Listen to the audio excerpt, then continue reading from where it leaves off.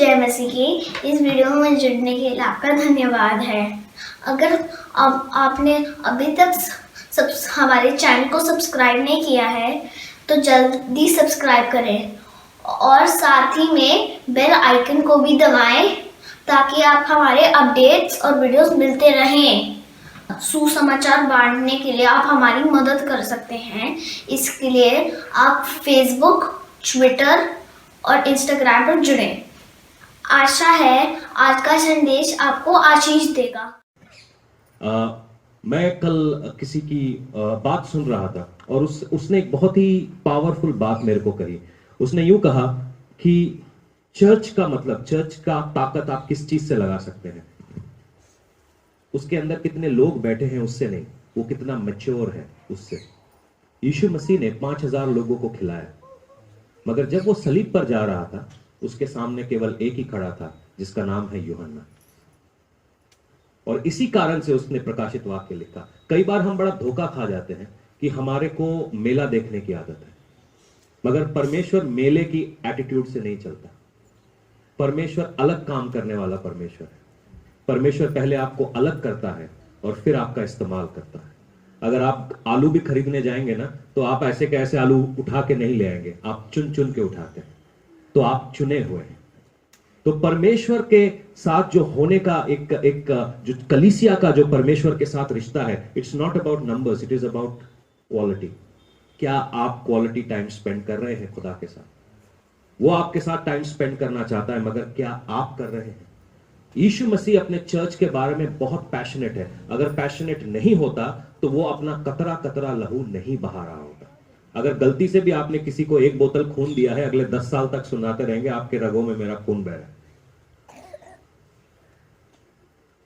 मगर उसने अपना कतरा कतरा लहू बहा दिया और एक बार भी ये नहीं बोला कि मैंने आपके लिए ये किया है। इससे उस बंदे का पैशन नजर आता है, वो परमेश्वर का पैशन नजर आता है। Jesus is passionate about his church. मगर सवाल यह है, क्या चर्च यीशु मसीह के बारे में पैशनेट है? हम सोचते हैं चर्च का मतलब कोई दरो दीवार है, कोई बिल्डिंग है, मगर चर्च का मतलब कोई बिल्डिंग नहीं है। चर्च का मतलब है मैं और आप। क्या हम यीशु मसीह के बारे में पैशनेट हैं? क्या वो हमारी जिंदगी का हिस्सा है? कलीसिया इसलिए बनाई गई कि वो प्रकाशन पाती जाए और वो प्रकाशन दुनिया को बांटे और वो दुनिया यीशु मसीह को जानने पाए। क्या हम वो परमेश्वर का प्रकाशन पाया है? सवाल यह है, क्या हमने परमेश्वर का प्रकाशन पाया है? प्रकाशन का मतलब सबको मालूम है यीशु प्रभु है, मगर क्या कलीसिया को मालूम है कि यीशु ही प्रभु है, यीशु ही मसीह है? वो था, वो है, वो आने वाला है, कि उसका आना बहुत निकट है। ये प्रकाशन है। मगर क्या कलीसिया इस प्रकाशन में चल रही है? अगर नहीं चल रही है, then we have made a mistake. हमने कहीं ना कहीं कोई मिस्टेक करी है। कलीसिया को आज की तारीख में मालूम है कि चंगाई कैसे लेना है।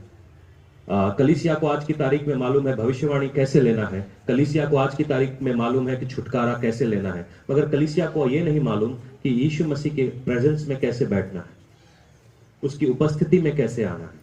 और यही हमारी जिंदगी की सबसे बड़ी चैलेंज है। जब हम देखते हैं कि हर एक चीज का, मैं जब आंखें उठा के देखता हूं, हर एक चीज का एक सिस्टम है। दिन रात का एक सिस्टम है, सवेरे से शाम का एक सिस्टम है, एक सिस्टम है, एक इको सिस्टम है, हमारा इकोलॉजी का एक सिस्टम है, इकोनॉमिक्स का एक सिस्टम है। उसी प्रकार से परमेश्वर बोलता है चर्च का भी एक सिस्टम है। 1 कुरिन्थियों 14 में आप देखेंगे कि आराधना का भी एक सिस्टम है, परमेश्वर की उपस्थिति में जाने का एक सिस्टम है। हर एक चीज जो परमेश्वर ने बनाई है वो एक सिस्टम के हिसाब से बनाई है। आउट ऑफ सिस्टम कुछ भी नहीं है। उसका आदम का पाप में पड़ना, यीशु मसीह का वापस आना, वो भी एक सिस्टम था। और यीशु मसीह का मारा जाना, स्वर्ग में जाना और फिर वापस आना, वो भी एक सिस्टम है। हर एक चीज एक सिस्टम के हिसाब से काम करती है। जो चीजें सिस्टम के हिसाब से नहीं काम करती उसको क्या बोलते हैं? वो बिगड़ गई है। अगर आप गाड़ी चलाते हैं तो क्या पहले ही उसको चौथे गियर पे डाल देंगे? तो गाड़ी चलाने का हिस्सा अच्छा, औरतों को नहीं मालूम, औरतों का सिस्टम कुछ और है। अगर आपका हाँ मालूम है, कुछ लोग को मालूम है, अगर आप बिरयानी बना रहे हैं तो पहले ही चिकन डाल देंगे बिना मसाले के, मसाले को भूनेंगे। वो एक सिस्टम है और उसको भुनने का इंतजार करेंगे। अरे अरे जल्दी आज सब कुछ एक साथ डाल के बना दो। ये मेरे जैसा मास्टर शेफ कर सकता है, आप लोग नहीं कर सकते। वो भी एक सिस्टम है।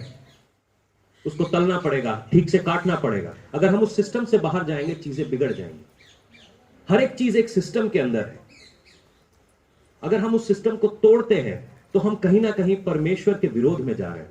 उसी प्रकार से कलीसिया इतनी कंफ्यूज्ड है, आपको शायद मालूम नहीं कि भारतवर्ष के अंदर क्या चल रहा है। चर्च के अंदर, forget about as a India की चर्च के अंदर, आप जब दुनिया की चर्च को देखते हैं एज अ होल, आपको मालूम नहीं दुनिया की चर्च में क्या चल रहा है। It's crazy. मतलब हमारे ख्वाबों ख्यालों में ये चीजें नहीं गई हैं जो चर्च के अंदर आज चल रहा है। आपको कतई अंदाजा भी नहीं है क्या चल रहा है, क्योंकि शैतान ने क्या किया है, चर्च के सिस्टम को ब्रेक करने का पूरा इंतजाम बनाया। उसने अपना एक फॉल्स सिस्टम क्रिएट किया है, एक फॉल्स। उसीलिए बाइबल में बताते हैं झूठे शिक्षक, झूठे भविष्यवक्ता, झूठा मसीह, ये सब खड़े होंगे। ये आखिरी दिनों की एक क्या बोलते हैं, एक साइन है, एक चिन्ह है। और ये फॉल्स सिस्टम में हम लोग, क्योंकि हम अपने परमेश्वर का प्रकाशन नहीं पाया है, इसीलिए हम इन फॉल्स सिस्टम के अंदर फंसे हुए हैं। क्योंकि हमें मालूम नहीं सही क्या है, तो इसलिए हम गलत करने को हमेशा तैयार हैं। क्योंकि हम परमेश्वर के वचन के साथ अपना टाइम स्पेंड नहीं करते, तो इसलिए हमें मालूम ही क्या है कि मैं जो प्रचार कर रहा हूं वो सही है या नहीं। और ऐसे लोग जो बेबे किस्म के लोग होते हैं, बहुत लोगों को पसंद होते हैं, क्योंकि आपको जैसा चलाना चाहे चला सकते हैं, क्योंकि हम सही को नहीं पहचान रहे। और ये फॉल्स सिस्टम हमारी जिंदगी के अंदर हमारे फेथ का सिस्टम को खराब करता है। विश्वास का एक सिस्टम है। यीशु मसीह ने जब कभी किसी को चंगा किया, क्या बोला? तेरे तेरे तेरे अगर हमारा विश्वास हमारे पैसे पे आ जाए, हमारा विश्वास हमारी नौकरी के ऊपर आ जाए, हमारा विश्वास हमारे जेब में कितने पैसे हैं, कितना बड़ा मेरे पास लोग हैं, इन सब चीजों के ऊपर आ जाए, तो हमारा विश्वास यीशु मसीह से हट सकता है। हमारा विश्वास आदमियों के ऊपर आ जाता है कि फला हाथ रखता है वो चंगा हो जाता है। आयु समझ में आ रही? गल पल्ले पड़ रही है, गल पल्ले पड़ रही है। एक पासबान होने के नाते मेरा काम है आपको यीशु मसीह तक पहुंचाना। आपके लिए यीशु मसीह बन नहीं जाना, क्योंकि मैं उसके पांव को हाथ लगाने के भी लायक नहीं हूं। और दुनिया इसी में कंफ्यूज है कि हम आदमी को छू लें, किसी तरीके से आदमी को छू लें। ये फॉल्स सिस्टम है, क्योंकि ये सिस्टम शैतान ने बनाया। क्योंकि आप आदमी को देखते रहेंगे, आदमी को देखते रहेंगे। जब तक हम आदमी को देखते रहेंगे हम गड़बड़ में पड़े रहेंगे। कल एक पासबान को मैं सुन रहा था, जो एक बहुत ही बड़े पासबान के साथ जुड़े हुए थे, और जब उन्होंने उनकी बातें बांटने लगे तो मेरे को समझ में आया कि वो नया नया बाइबल कॉलेज से निकला था, और वो इन पासबान के साथ जुड़ गया। और जब वो इन पासबान के साथ जुड़ गया, इन्होंने देखा कि यार इनके मीटिंग्स में इतने चमत्कार हो रहे हैं, ओ हो, मेरे को इनके साथ जुड़ना चाहिए। जुड़ गए। उसके बाद उनके साथ करीब हो गए। वो मतलब उठना बैठना खाना पीना सब कुछ चलने लगा, इसमें कोई बुरी बात नहीं थी। फिर धीरे से देखने लगा यार इसकी जिंदगी में इतनी गड़बड़ है। कहता है ये गड़बड़ के साथ जीना चाहिए। फिर जब कभी भी हम आदमी की ओर देखते हैं हम गड़बड़ में पड़ जाते हैं। सब बोलो परमेश्वर की ओर देखो, परमेश्वर की ओर देखो। आदमी की ओर देखने से हम गड़बड़ में फंसते हैं। ये बात हम समझेंगे नहीं शायद। आप लोगों के लिए अभी इस बात को समझना मुश्किल है, क्योंकि जैसे ही आप वचन के साथ, होली स्पिरिट के साथ टाइम स्पेंड करेंगे, होली स्पिरिट आपको एक ही जगह पे पॉइंट करेगी, वो है यीशु मसीह। शुरुआत से लेकर अंत तक एक ही जगह पर पॉइंट किया गया है आदमी को, वो है यीशु मसीह।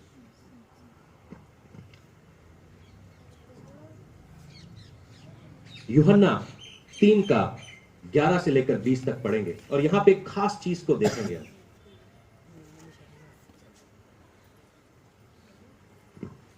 अगर आपके पास बाइबल है तो उसको अंडरलाइन कर लीजिएगा।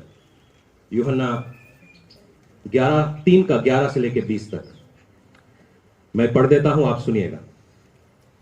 मैं तुझसे सच सच कहता हूं कि हम जो जानते हैं वह कहते हैं, और जिसे हमने देखा है उसकी ही गवाही देते हैं। ये यीशु मसीह निकोदिमस नाम के एक शिक्षक के साथ, जो यहूदियों का शिक्षक था, यहूदियों का पालक था, यहूदियों का मतलब what do you call it, he was a Sadducee, और उनको सिखाने वाला था। एक पास्टर के साथ वो बात कर रहा है, और निकोदेमस यीशु मसीह के पास आता है और कहता है कि मैं अनंत जीवन कैसे पाऊं। यीशु मसीह निकोदेमस को कहता है कि जो आत्मा से जन्मा है वो आत्मा है, तो इसलिए आत्मा और पानी से जन्मा होना जरूरी है। निकोदेमस चक्कर खा जाता है क्योंकि उसको मालूम ही नहीं है कि ये प्रकाशन बाइबल के अंदर है, और यीशु मसीह के साथ वो डिबेट कर रहा है, कुछ बातें कर रहा है। और वो अच्छा आदमी है, कोई बुरा आदमी नहीं है, वो सही में जानना चाहता है। वो यीशु मसीह के पास आता है, कहता है कि जो तू काम करता है हम जानते हैं, कोई आम आदमी नहीं कर सकता, तू परमेश्वर की तरफ से है। और इन दोनों के बातों के बीच की बात यहां से चालू होती है, और यहां से कहता है कि मैं तुझे सच कहता हूं कि हम जो जानते हैं वह कहते हैं, और जिसे हमने देखा है उसकी गवाही देते हैं, और तुम हमारी गवाही ग्रहण नहीं करते। जब मैंने तुमसे पृथ्वी की बातें कही तो तुमने विश्वास नहीं करते, तो यदि मैं तुमसे स्वर्ग की बातें कहूं तो फिर कैसे विश्वास करोगे? हमारा फेथ डगमगा क्यों रहा है? क्योंकि हम बहुत ही लिमिटेड सोच के साथ हैं। आज हम बहुत ही लिमिटेड सोच के साथ हैं। हमारा फेथ का जो सिस्टम है वो बहुत गड़बड़ वाला सिस्टम है। उसके बाद यहां पे लिखा है, कोई स्वर्ग पर नहीं चढ़ा, केवल वही जो स्वर्ग से उतरा है, अर्थात मनुष्य का पुत्र जो स्वर्ग में है। और जिस रीति से मूसा ने जंगल में सांप को ऊंचे पर चढ़ाया, उसी रीति से अवश्य है कि मनुष्य का पुत्र भी ऊंचे में चढ़ाया जाए, ताकि जो कोई उस पर विश्वास करे वह अनंत जीवन पाए। क्योंकि परमेश्वर ने जगत से ऐसा प्रेम किया कि उसने अपना इकलौता पुत्र दे दिया, ताकि जो कोई उस पर विश्वास करे वो नष्ट ना हो परंतु अनंत जीवन पाए। परमेश्वर ने अपने पुत्र को जगत में इसलिए नहीं भेजा कि जगत पर दंड की आज्ञा दे, परंतु इसीलिए कि उसके द्वारा उद्धार पाए। जो उस पर विश्वास करता है उस पर दंड की आज्ञा नहीं होती, परंतु जो उस पर विश्वास नहीं करता वह दोषी ठहरा चुका है। ये समझ लीजिए, आपका विश्वास आज किस पर है? मैं परमेश्वर के दासों के खिलाफ नहीं हूं, क्योंकि मैं भी उन्हीं में से एक हूं। मैं किसी आदमी के खिलाफ नहीं हूं, मैं एक फॉल्स सिस्टम के खिलाफ हूं। एक फॉल्स सिस्टम है जहां हम आदमी को परमेश्वर से ऊंचा उठा रहे हैं, और ये हमारे को बहुत गड़बड़ में लेके आ रहा है। एक बहुत बड़ा गड़बड़ के अंदर ये लेकर आ रहा है। ये वचन से हम देखेंगे, इसीलिए कि उसने परमेश्वर के इकलौते पुत्र के नाम पर विश्वास नहीं किया। और दंड की आज्ञा का कारण यह है कि ज्योति जगत में आई और मनुष्य ने अंधकार को ज्योति से अधिक प्रिय जाना, क्योंकि उसके काम बुरे थे। क्योंकि जो बुराई करता है वो ज्योति से बैर रखता है, जो ज्योति के निकट नहीं आता। ऐसा ना हो कि हमारे कामों पर दोष लगाया जाए, परंतु जो सत्य पर चलता है वह ज्योति के निकट आता है, ताकि उसका काम प्रकट हो, वह परमेश्वर की ओर किए गए। आप अगर इस आखिरी जो पैराग्राफ है इसको आप बहुत ध्यान से देखेंगे तो आपको इसके अंदर आदम की तस्वीर नजर आती है। आदम के से पाप हुआ, और वो पाप को छिपाने के लिए अपने आप के लिए उसने अंजीर के कपड़े बना लिए। और वो छिपा किससे रहा था? जिसने उसको बनाया। वो अनंत काल के परमेश्वर से अपने आप को छिपा रहा था। एक मिट्टी का शरीर मिट्टी को ढक रहा था। और हम में से बहुत सारे लोग, क्योंकि हम परमेश्वर का प्रकाशन नहीं जानते, क्योंकि वो हमको प्यार करने वाला पिता है, वो हमसे प्यार करता है। जब हम पाप में थे तब भी हमसे प्यार करता था, जब हम गलतियों में थे तब भी वो हमसे प्यार करता था, जब हम उसको जानते नहीं थे तब भी वो हमसे प्यार करता था। ये जीसस है। चाहे तुम्हारा नाम राम है, रहीम है, अल्लाह बख्श है, या तुम्हारा नाम कुछ भी है, वो आपसे प्यार करता है। इसके बारे में आप झुटला नहीं सकते। और क्योंकि हमारे को यह प्रकाशन नहीं मालूम है, हमको लगता है कि परमेश्वर एक खूसट बुढ़ा है जिसके हाथ में डंडा है और वो हमेशा हमारे को डंडे से मारने की फिराक में घूम रहा है। मेरे साथ गलत हो गया, परमेश्वर तूने अच्छा नहीं किया।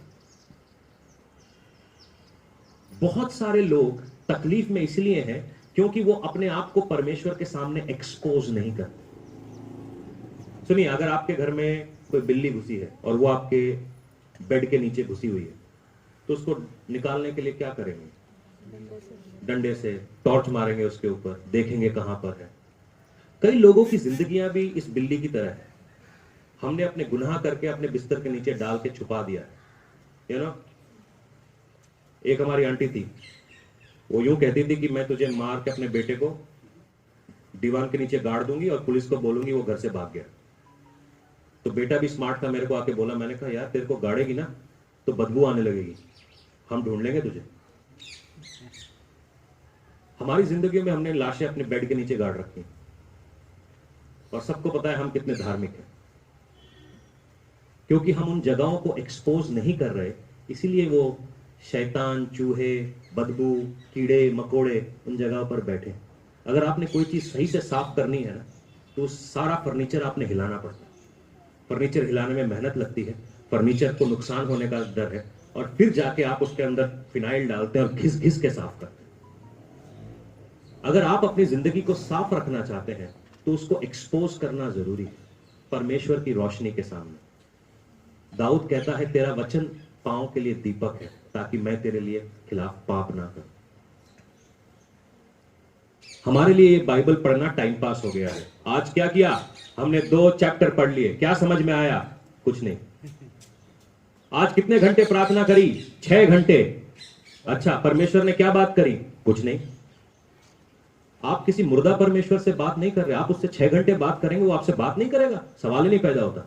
आप उससे 5 मिनट बात करिए, आपसे ज्यादा डाउनलोड देने को वो तैयार है। क्योंकि हमने इसको एक फॉल्स सिस्टम की तरह बना लिया। कुछ तो हम में से प्रेयर ही नहीं करते, पास्टर जी कर लेंगे, सानू की लोड है। उसको रखा किस लिए हमने? इसीलिए रखा है हमारे लिए प्रेयर करेगा। तुम्हारे हिस्से का खाना भी मैं ही खाऊंगा,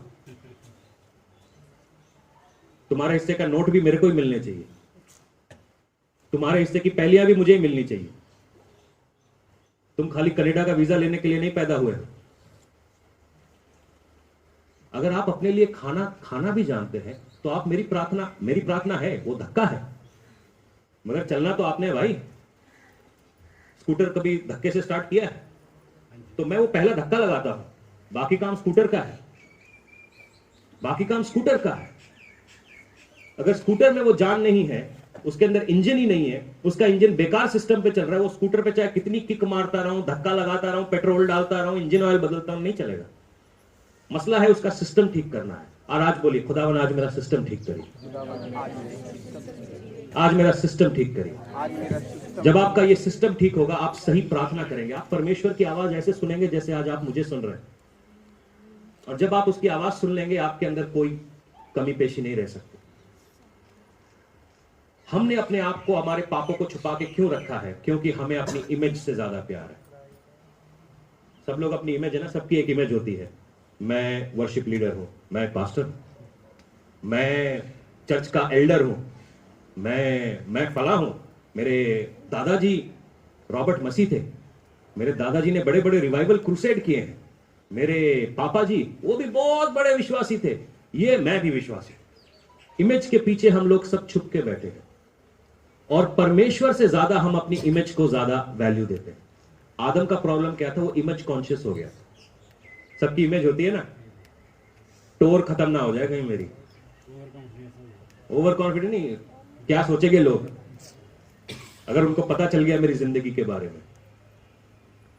मगर परमेश्वर को अगर आपकी जिंदगी के बारे में सही से आपने नहीं बताया, तो शैतान वहां पर हिस्सा रखता है। और कई बार लोग इससे पीछे हट जाते हैं। कई बार जब पवित्र आत्मा कोई चीज किसी के बारे में बताती है, जनरली हम बहुत ख्याल रखते हैं कि सारी बातें हम पब्लिकली ना करें, क्योंकि ये कलीसिया की बढ़ोतरी के लिए है। जो भविष्यवाणी का वरदान है वो कलीसिया की बढ़ोतरी के लिए। अगर कोई बात ऐसी होती है तो हम बोलते हैं आप अकेले में मिलिए हमको, या इस तरीके से आप मिलिए। और कई बार जब हम लोगों को बताते हैं कि पवित्र आत्मा ऐसा कर रहा है, या पवित्र आत्मा आपके बारे में ऐसा कह रहा है, तुरंत मुकर जाते हैं, तुरंत मुकर जाते हैं। एक जगह पर मैं गया, एक मीटिंग में मैं गया, एक यूथ मीटिंग में मैं गया। वहां पर एक पास्टर की बेटी हमारे पास आई और कहने लगी आप प्रेयर करिए। मैंने कहा किस विषय में प्रेयर करना है? कहता है जो पवित्र आत्मा आपको अगवाही करे। मैंने कहा मेरे को अभी कोई अगवाही नहीं हो रही, आप जाओ। क्योंकि वो मेरे साथ खेलना चाह रहे थे कि मेरे से क्या निकलता है उनके लिए। मेरे पास इसके लिए टाइम नहीं है। आप परमेश्वर के साथ सच्चे नहीं हो सकते तो आपका कोई फायदा नहीं हो पाएगा। और कई बार हम लोग इस इमेज के पीछे छुपे हुए हैं और हम चाहते हैं कि परमेश्वर इस इमेज को मतलब बचा के रखे और हमारी जिंदगी को आगे बढ़ाए। मगर एक्चुअली मैं आपको बताता हूं, बाइबल में परमेश्वर कहता है हर इमेज को तोड़ दो। उसने बोला मेरे लिए भी कोई इमेज मत बनाओ, मेरे लिए भी कोई मूर्ति मत गढ़ो, मेरे लिए भी कोई वो मत बनाओ। हर इमेज को तोड़ने के लिए परमेश्वर कह रहा है। ये जो इमेज हमने अपने अंदर बना रखी है, अपनी एक तस्वीर, उसको भी आज तोड़ दीजिए, उसको भी आज तोड़ दीजिए। अपनी कहानी में हर कोई हीरो है, हर कोई हीरोइन है। अगर आज आप परमेश्वर के साथ सही में छुटकारा पाना चाहते हैं तो ये अपनी इमेज को सबसे पहले तोड़ना सीखिए। मेरी इमेज पता है क्या है? मैं परमेश्वर का बेटा हूं। मेरी इमेज ये नहीं है कि आप द वेल्डिगर्स चर्च के मेंबर हैं। अगर ये आपकी इमेज है तो मैं फेल हो गया हूं। हम वॉलंटियर्स हैं, ये हमारी इमेज है। हम पास्टर जी के बगल में बैठे रहते हैं, ये हमारी इमेज है। नहीं, ये इमेज नहीं है आपकी। सॉरी, अगर ये आपकी इमेज है तो मैं फेल हो गया हूं। आपकी इमेज है कि आप परमेश्वर के बेटे बेटी हैं। ये आपकी इमेज है और इस इमेज को पकड़ के रखो, क्योंकि ये आपको अनंत काल के जिंदगी तक बचा के रखेगी। जिस दिन न्याय का दिन आएगा ना, मैं भी आपके साथ लाइन में खड़ा हूंगा। कोई स्पेशल वहां पे नहीं होता। ओह, बड़े पास्टर जी आ रहे हैं, सब पीछे हट जाओ। सब लाइन से आएंगे, सब लाइन से आएंगे और मैं भी आपके साथ लाइन में ही खड़ा हूंगा। अगर ये बात आपकी समझ में नहीं आ रही तो आज समझ लीजिए। ये कोई आपको बताएगा नहीं, मैं आपको बता रहा हूं। मसीहत is not about talking blah blah blah blah blah, it's doing. आप क्या करते हैं? आप क्या करते हैं? और इसी के बीच में हम कंफ्यूज हो गए कि हम talking talking talking talking talking talking, प्रचार प्रचार प्रचार प्रचार। अब करने की बारी है, करो, क्योंकि विश्वास बिना काम के अधूरा है। और थोड़ा पानी पियो, पानी पियो। पास्टर जी का आज ओवरडोज हो गया, बोलो पानी पियो। पवित्र आत्मा पानी दो हमें। मिर्ची तो नहीं लग रही? मैंने आज खाना नहीं बनाया, डेविड भाई ने बनाया है, उनसे पूछना। बोलो पवित्र आत्मा हमें पानी पिलाओ, क्योंकि परमेश्वर का वचन जो है शहद से मीठा है। ठीक है, आगे हम इसको देखेंगे। ये जो हमारा फॉल्स सिस्टम है, ये हमारे विश्वास में अपने दिमाग में बना के रखा है कि हम अपनी इमेज को प्रोटेक्ट करके रखें। अगर आप अपनी इमेज को प्रोटेक्ट करके रखेंगे, परमेश्वर की चंगाई आप तक नहीं पहुंचेगी। पूछिए क्यों? देखते हैं, वचन से देखते हैं। जेम्स की याकूब उसका 5 का 14 से लेकर 16 तक। यदि तुम में से कोई रोगी है, ठीक है, इसको बहुत ध्यान से पढ़ना, अंडरलाइन कर लेना, शायद आपको कहीं ना मिले। यदि तुम में से कोई रोगी है तो कलीसिया के प्राचीनों को बुलाए और वे प्रभु के नाम से तुम पर तेल मरकर तो उसके लिए प्रार्थना करें, और विश्वासी की प्रार्थना के द्वारा रोगी बच जाएगा और प्रभु उठाकर खड़ा करेगा। और यदि मिल गया, ये पढ़ लीजिए, इसको मिलिए, ये बड़ा कीमती चीज है। इसको आप अंडरलाइन कर सकते हैं, घर में ले जाकर पढ़ सकते हैं, और बहुत खास बात है यहां पे। ठीक है, और यदि उसमें पाप भी किए हैं तो उनकी भी क्षमा हो जाएगी। सुनो, विश्वासी की प्रार्थना से आपके पाप क्षमा होते। इसका सिस्टम देखिए। एक बंदा बीमार है, उसने कलीसिया के धर्मी जनों को बुलाया, वो उसके ऊपर कलीसिया का तेल लगाकर, फ्री का तेल है जी, हाँ जी, फ्री का तेल लगाकर प्रार्थना कर रहे हैं और कह रहे हैं कि विश्वासी के पाप क्षमा किए जाएंगे। Are you getting it? आपको समझ में आ रही है बात? कलीसिया किस लिए बनाई गई है? संडे में आके ताली बजाने के लिए नहीं है, एक दूसरे के लिए प्रार्थना करने के लिए है। यहां पर बताता है, अगर आप बीमार हैं, कलीसिया के प्राचीनों को बुलाएंगे, वो आएंगे, आपके ऊपर तेल लगा के विश्वास की प्रार्थना करेंगे, आपके पाप क्षमा किए जाएंगे।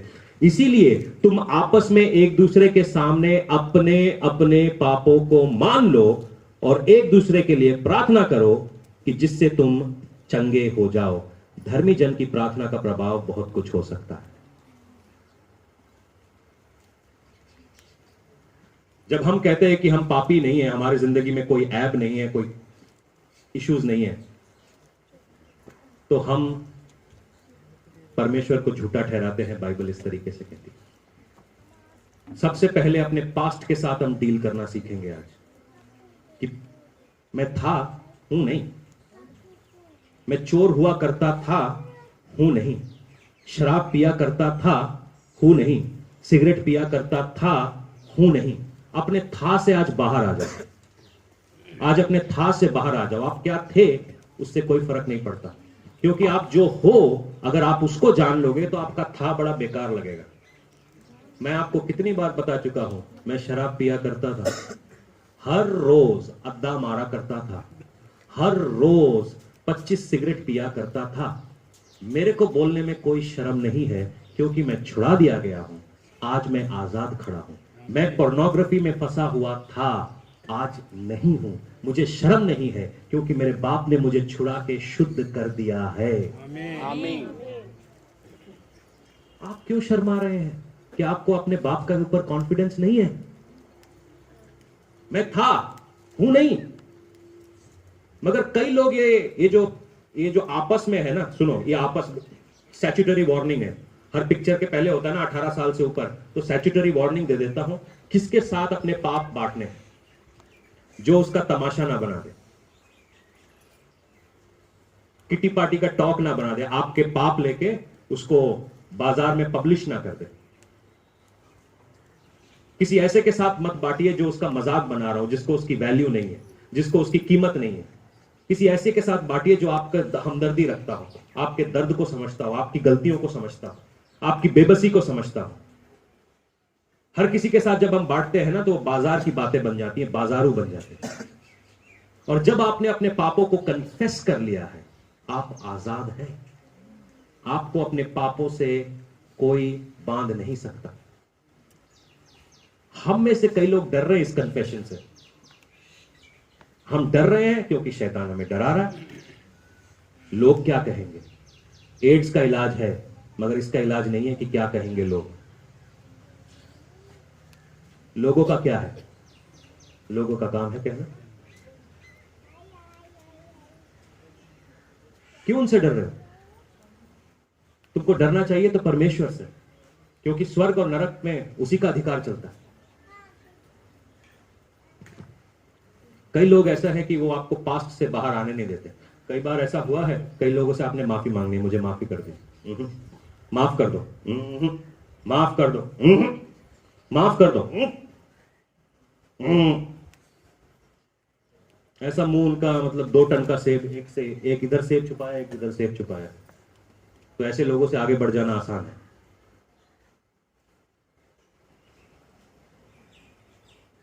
आपको माफी मिली है तो माफी दीजिए भी ना।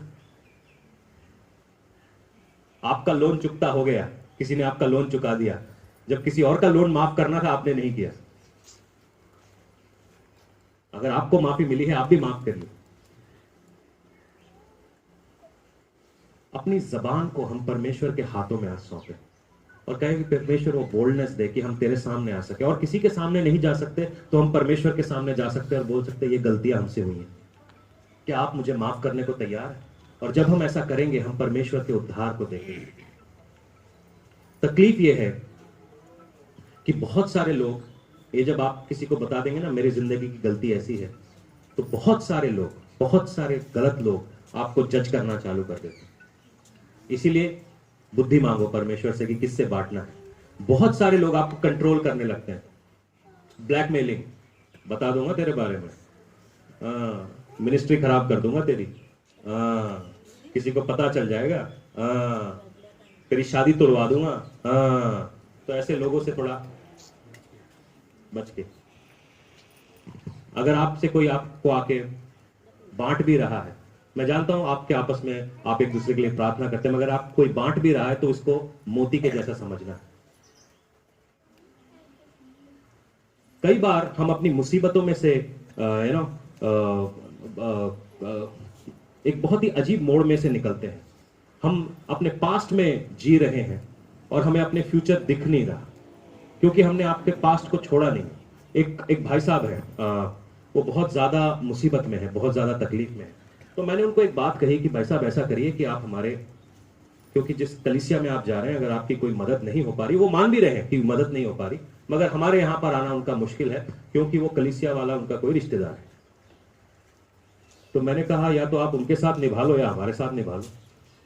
आपकी टांग वहां फंसी हुई है और आपका दिल इधर है, तो आप आ नहीं सकते। या तो अपनी टांग को छुड़ा लो या अपने दिल को वापस रख लो। तो भाई साहब का प्रॉब्लम ये है, मेरे को कोई फर्क नहीं पड़ता आप कहीं जा रहे हैं, अगर अच्छी कलीसिया है, अच्छी टीचिंग है, आपको अच्छे से वो आपको उठा सकते हैं, प्लीज जाइए। मगर आप कह रहे हैं, आप समझ रहे हैं कि आपकी मदद वहां नहीं हो सकती, तो आप अपनी टांग को भी वहां से निकालिए ना। और हम इमोशनली इतना कई जगहों पे फंसे हुए हैं, शैतान ने हमको फंसा रखा है, आपको मालूम है। आप जब कलोसियों 3 को पकड़ेंगे तो परमेश्वर बोलता है अपना इमोशनल इन्वेस्टमेंट कहीं पे भी नहीं करना, केवल मेरे साथ करना। मूसा बोलता है अगर तू नहीं गया तो मैं नहीं जाऊंगा। वो अपनी जिंदगी भर की कमाई छोड़ देता है, सारी कॉलिंग छोड़ देता है पवित्र आत्मा के चक्कर में। जहां पे पवित्र आत्मा नहीं है, आप वहां पर बैठ के क्या कर रहे हैं? यू वेस्टिंग योर टाइम, अपना समय, परिवार का समय, पैसा बर्बाद कर रहे हैं। वहां बैठिए जहां पवित्र आत्मा की उपस्थिति है। वो किसी मंदिर का मोहताज नहीं है, वो किसी बिल्डिंग का मोहताज नहीं है, किसी जगह का मोहताज नहीं है, वो आपके दिल का मोहताज है। अगर आपका दिल है, आप उसकी उपस्थिति को महसूस कर सकते हैं। सिंपल, एकदम सीधी बात है। और कई बार हम अपने पास्ट में जी रहे हैं, हमारे पास्ट के साथ हम चिपक गए हैं, और क्योंकि हमने उसके साथ सही से डील नहीं किया है, हम फ्यूचर में नहीं जा पा रहे। आज हमारा समय रहेगा कि हम अपने पास्ट के साथ डील करेंगे। अगर कोई ऐसी बातें हैं जो आपने परमेश्वर को नहीं कही हैं, तो आज जाके अपने घर में, अपने समय, अपने प्रेयर टाइम में आज आप परमेश्वर को दिल खोल के अपनी सारी बातें आप कह सकते हैं। हमारा काम जो है, हम भविष्यवक्ता का मतलब मालूम है क्या है? भविष्यवक्ता, प्रॉफिट। हाँ, सुनो, चर्च का काम क्या है? चर्च का काम क्या है? दुनिया को परमेश्वर के बारे में बताना। ठीक है, यहां जो आप सीख रहे हैं, आप अपनी बढ़ोतरी कर रहे हैं ताकि आप अपने घरों में जाके, परिवारों में जाके परमेश्वर के लिए गवाह बन सकें। ओके, अब सुनिए, आप मेरे पास आए, सपोज आप चर्च के पास आए, और चर्च बोलता है कि मैं आपसे पैसे लूंगा आपके ऊपर हाथ रखने के लिए, आपके लिए भविष्यवाणी करने के लिए, तो वो क्या बन गया? बिजनेस नहीं। हम पहले भी तो ऐसे ही कर रहे थे, पंडित जी के पास हाथ दिखा रहे थे, पंडित जी हाथ देखो, पंडित जी 500 रुपए लेके आपका हाथ देख के बताएंगे तुम्हारा शनि भारी है, मंगल हल्का है, राहु केतु लेफ्ट राइट। हाँ, यही था ना? तो हाउ आर वी डिफरेंट? हम अलग कैसे हैं? पहले भी हमारे पास एक गलत सिस्टम था, आज भी एक गलत सिस्टम में है। जो तुम्हारे लिए पैसे लेकर तुम्हारे लिए प्रार्थना करे, वो प्रोस्टिट्यूशन है।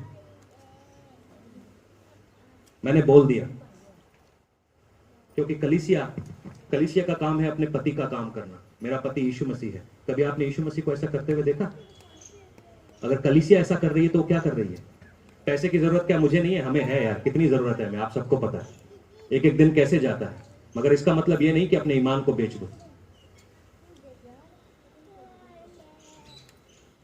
एक थोड़ा कड़वा घूंट है, गले के नीचे जाना मुश्किल है, मगर आप समझिए, कलीसिया परमेश्वर की दुल्हन है, उसकी रखैल नहीं है।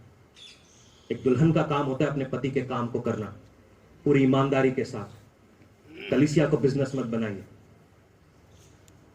कलीसिया को बिजनेस मत बनाइए। ना वो बिजनेस करने की जगह है, ना बिजनेस होने की जगह है। कलीसिया पाक जगह है, पवित्र जगह है, क्योंकि परमेश्वर के लहू से खरीदे हुए लोग यहां पर मौजूद हैं। सबसे पवित्र जगह है ये, क्योंकि परमेश्वर खुद मौजूद है। हम अपने आगे को इसलिए नहीं देख पा रहे क्योंकि हम पीछे से डील नहीं कर पा रहे। आज अपनी मुसीबतों से बात करना शुरू कर दो। आपको मालूम है, एक बार मेरी गवाही थी कि मेरे मोटरसाइकिल में तेल खत्म हो गया था, मेरी जेब में पैसे भी नहीं थे। बटुआ मैं हमेशा घर में फेंक के घूम। आप अगर मेरे साथ रहते हैं तो मेरा कोई भी सामान मेरे साथ नहीं रहता। वो कहाँ रहता है मुझे खुद नहीं मालूम होता। मेरा मोबाइल कहाँ है, मेरा बटुआ कहाँ है, मेरी चाबियां कहाँ है, मुझे नहीं मालूम होता, क्योंकि मैं एक गोल ओरिएंटेड आदमी हूँ। सीधा मेरे को वो करना है। एक बार ऐसा हुआ, दिल्ली की ओखला में खड़ा हुआ था। मेरे पास एक मोटरसाइकिल हुआ करती थी जिसका नाम था LML फ्रीडम। मेरी पहली मोटरसाइकिल थी। जेब में मेरे पास बटुआ नहीं, और मेरा घर ओखला से फरीदाबाद सेक्टर 3 तक 32 किलोमीटर की दूरी। ये गवाही मैं पहले भी बांट चुका हूं। विश्वास आ गया, पेट्रोल खत्म हो गया मेरा ओखला फेस 1 के मोड़ पे। मैंने अपने मोटरसाइकिल के ऊपर हाथ रखा, मैंने बोला चल बेटा, घर तक तू ही पहुंचाएगा, क्योंकि भीख तो मैं मांगने वाला नहीं। बिना पेट्रोल के गाड़ी 32 किलोमीटर चली। आमीन।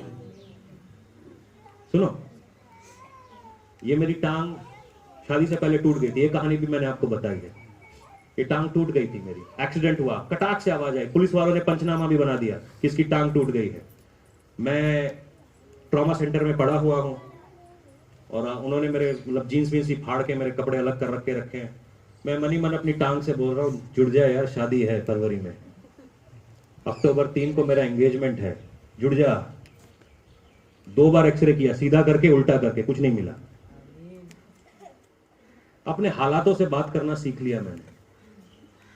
एक दिन सिगरेट की डिब्बी को मैंने देख के कहा, कि तू मुझे खा नहीं सकती, मैं तुझे खाऊंगा। बाहर फेंका उसको। एक बार मेरे बिल्स को देख के, जो मेरे बिल्स थे बहुत ज्यादा हो गए थे, 45,000 का बिल था, मेरी जेब में 7,000 रुपए थे। मैंने कहा तू मुझे डरा नहीं सकता। मैं चीजों से बात करने लगा। सोचेंगे हमारा पास्टर पागल हो गया, मगर मैं कन्फेस करता हूं कि तू बड़ा नहीं है मेरे पिता से, तू मेरे परमेश्वर से बड़ा नहीं है, तू मेरे परमेश्वर से बड़ा नहीं है। मैं चाहता हूं हर विश्वासी थोड़ा बहुत अपने आप को प्रचार करना सीखे भाई, अपने ऊपर भविष्यवाणी करना सीखे। भविष्यवाणी कुछ नहीं, अपने फ्यूचर को देख के बताना होता है। यही तो भविष्यवक्ता है, कि वो देखता है, सुनता है और वो बताता है। आप भी तो यही कर सकते हैं कि आप देखते हैं, सुनते हैं, बताते हैं। परमेश्वर से पूछो कि मेरे बारे में प्लान्स क्या है, तो मेरे बारे में परमेश्वर का वचन कहेगा तेरे प्लान है तेरे को बढ़ोतरी देने के लिए, तेरे को तरक्की देने के लिए, तेरे को आजाद करने के लिए, तेरे को ऊपर उठाने के लिए। परमेश्वर ये नहीं कहेगा कि मैंने तेरे को जूती बनाया अपनी पांव की, मेरे पांव के नीचे आ जा। वो तेरे को ऊपर उठाना चाहता है। तो कम से कम ये प्रचार तो अपने आप को कर ही सकते हैं कि मैं आगे बढ़ूंगा। बहुत बार डिस्करेजमेंट्स आती है, और जब डिस्करेजमेंट्स आती है मैं बाथरूम में अपने आप को प्रचार कर रहा होता हूं, बाहर सुनाई दे रहा होता है। ये लोग सोचते हैं मेरा पापा पागल हो गया है, मगर मैं अपने आप को प्रचार कर रहा हूं। नहाते नहाते अपने आप को प्रचार कर रहा हूं, बिकॉज आई प्रीच। मैं प्लेन में बैठा हूं, प्रचार कर रहा हूं, ट्रेन में बैठा हूं, अपने आप को प्रचार कर रहा हूं। आपको प्रचार करने से पहले अपने आप को प्रचार कर रहा हूं। Start preaching to yourself. अपने आप को प्रचार करना सीखो। हो जाएगा, आज बीमार है, चल चल कल तक पहुंच जाएगा। आज तेरे पास पैसा नहीं है, कल हो जाएगा। आज ये करना सीखो। जब खुदा मेरे साथ है मैं आगे चलूंगा। 4 आयतें पढ़ लो कम से कम, उसको अपने आप को बोलते रहो। और हम ये नहीं कर पाते क्योंकि कोई और कर दे, कोई और मेरे लिए कर दे। अरे तुम्हारे को सामर्थ्य दी है, आपकी जबान में वो ताकत है, आप कन्फेस करो, वो हो जाएगा। सुनो, किसी आदमी के साथ 10 मिनट आप बैठ जाओ, उसके दिल में क्या चल रहा है पता चल जाएगा। क्योंकि जो दिल में है वो मुंह से बाहर आ जाता है। अगर आपके दिल में डर है तो मैं आपकी आवाज में डर सुन सकता हूं। अगर आपके मुंह में निराशा है, दिल में निराशा, मैं निराशा सुन सकता हूं। क्योंकि दिल में आपने क्या भर के रखा है। परमेश्वर का वचन निराशा का नहीं है, आशा का वचन है। कई लोग हैं, उन्होंने अपने घरों को बंद कर दिया है, पर्दे गिरा दिए हैं, और फिर ये वाला गाना सुन रहे हैं, जब दिल ही टूट गया हम जी कर क्या करेंगे।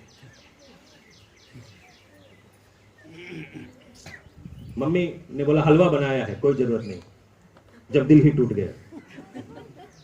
शन्नो ने आज मुझे मना कर दिया, बेटा आज आप बिरयानी बनाई है, नहीं जब दिल ही टूट गया। तुम अपने ऊपर डिप्रेशन ला रहे हो। परमेश्वर की स्पिरिट डिप्रेशन की नहीं है, आजादी की है। परमेश्वर इसलिए नहीं मरा कि तुम किसी कोने में बैठ के अपने आप को गालियां देते रहो। कई लोग ऐसे प्रार्थना करते हैं, पिता मैं तेरे सामने कॉकरोच हूं। हाँ, शैतान जानता है, तुम अपने मुंह से बोलो तुम कॉकरोच हो, तुम्हारे ऊपर पांव मारेगा वो। परमेश्वर ने आपको अपनी सूरत और सीरत में बनाया है, कॉकरोच नहीं बनाया। कॉकरोच बनाया तो कॉकरोच होते आप। जो तुम बोलते हो वो तुम हो। आप बोलना शुरू करो, मैं परमेश्वर का बेटा हूं, परमेश्वर ने मेरे सामने प्लान्स रखे हैं, परमेश्वर ने मेरे सामने रखा है। Confession is so powerful. हम मुंह से उल्टी सीधी बातें बोलते हैं, गालियां बोलते हैं, झूठ बोलते हैं, मगर एक बार हम परमेश्वर की वचन की लाइन में आके कन्फेस करना क्यों नहीं चालू करते। आज आप एक आयत देखेंगे, रोमियो 10 8वीं आयत से पढ़ेंगे। परंतु वह क्या कहती है कि यह वचन तेरे निकट और तेरे मुंह से और तेरे मन में है, और यह वही विश्वास का वचन है जो हम प्रचार करते हैं कि यदि तू अपने मुंह से यीशु को प्रभु जानकर अंगीकार करे और अपने मन में विश्वास करे कि परमेश्वर ने उसे मरे हुए में से जिलाया है, तू निश्चय उद्धार पाएगा। आप उद्धार कैसे पाते हैं? अपने मुंह से बोलते हैं मैं पापी हूं, पिता तू खुदा है, तू मुझे बचा ले। सिंपल। आप चंगाई कैसे पाएंगे? कि पिता मैं बीमार हूं, आप मुझे चंगा कर रहे हैं। आप छुटकारा कैसे पाएंगे? पिता मेरे को ये गलत आदत है, मेरी ये बुरी आदत है, आज आप मुझे बदल दें। अपने मुंह के कन्फेशन से।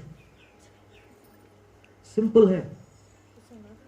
आज आप कन्फेस करने लगे, अपने ऊपर कन्फेशन लाओ कि Lord I am not cursed, मैं श्रापित नहीं हूं, मैं आशीषित हूं।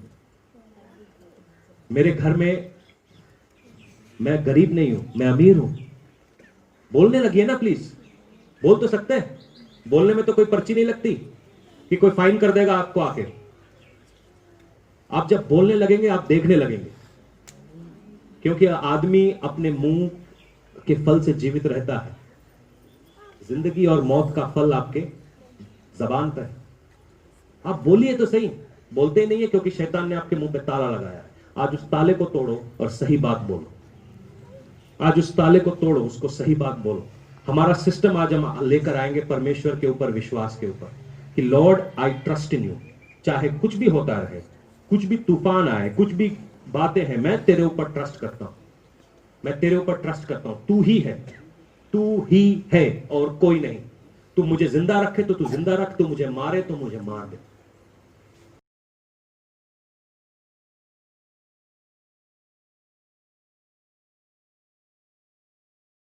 उसके ऊपर निर्भर होना सीख ले। आदमियों पे निर्भर होना आसान है, परमेश्वर पे निर्भर होना बड़ा मुश्किल है। निर्भर होने लगे। आज अपने गलत फेथ के सिस्टम को थोड़ा सा आज हम हटाएंगे और हम परमेश्वर के ऊपर निर्भर होंगे कि पिता तू मुझे बचाने वाला परमेश्वर है। आपके मुंह में बड़ी ताकत है। आज अपने लिए इन आशीषों को रिलीज करें, प्लीज रिलीज करें। आप रिलीज करेंगे, आप बरकत को देखोगे। आप रिलीज करोगे, आप आशीषों को देखोगे। आप रिलीज करो। एक लेखक हुआ करते थे, डेरिक प्रिंस। उनकी एक कहानी मैं आपको सुनाता हूँ। उनकी बीवी के पाँव में वेरिगो वेन्स हो गए थे। कई लोगों के पाँव में आपको दिखता है ना, नसें नजर आती हैं, उनको बोलते हैं वेरिगो वेन्स। तो उसने अपनी बीवी, ऐसे प्रेयर कर रहे थे तो उन्होंने अपनी बीवी से यूं कहा कि क्या तुम अपने पाँव को गाली देती थी? बोलते हाँ, क्योंकि जब मैं कॉलेज में थी तो मेरे को अपनी बॉडी बड़ी बदसूरत लगती थी, इसलिए मैं बोलती थी कि तुम बेकार हो, मैं बेकार पैदा हुई हूँ, मैं मोटी हूँ, मैं छोटी हूँ। तो डेरिक प्रिंस ने क्या किया, उनके पाँव के ऊपर, वो बीच पे चल रहे थे, उनको बिठाया और उनके पाँव को बोलने लगे कि तुम बहुत सुंदर हो, तुम आशीषित हो, तुम बरकत वाले हो, परमेश्वर ने तुम्हें बहुत सुंदर बनाया है। और विद इन दैट डे उनका पाँव का दर्द चला गया। कल मैं छत से नीचे उतर रहा था, बड़ी तेज एक्सरसाइज कर रहा था, लाइट नहीं थी।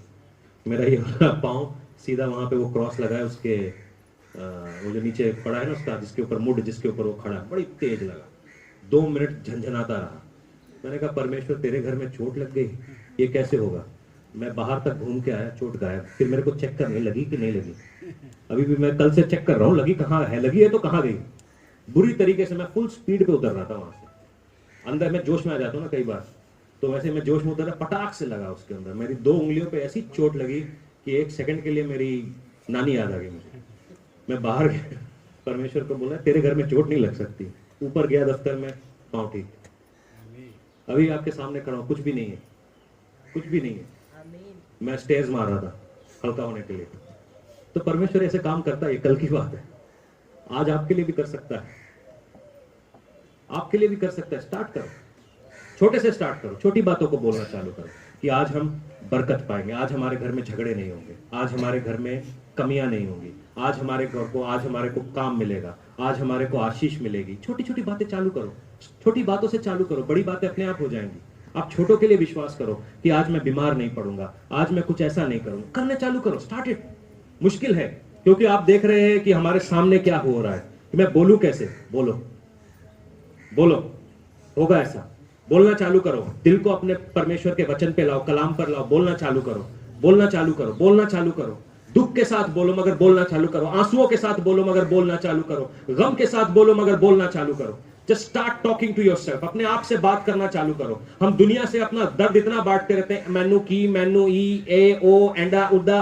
अब अपने आप से बात करना चालू करो, कहो कि मैं अब उदास नहीं होने वाला, मैं और डिप्रेशन में नहीं जाने वाला।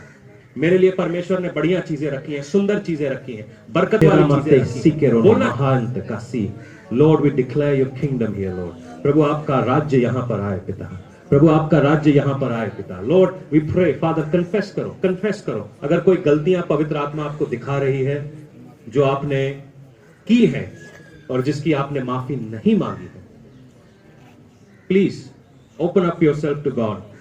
पवित्र आत्मा के सामने अपने आप को खोल दीजिए। पवित्र आत्मा को कहिए मेरी किताब पढ़िए पिता, अपनी गलतियां मान लीजिए। अपने बाप से, उससे वैसे भी कुछ नहीं छुपा है, उसने आपके हर एक क्षण का हिसाब रखा हुआ है, किससे छुपाना है।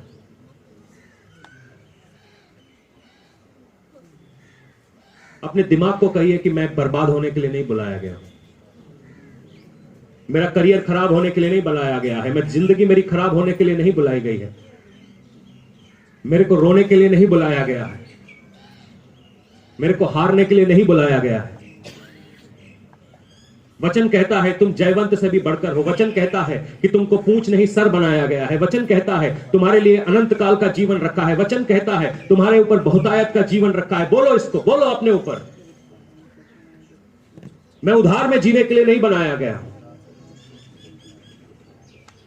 मेरा काम, अपने काम के ऊपर भविष्यवाणियां करो कि तू चलेगा यीशु के नाम से।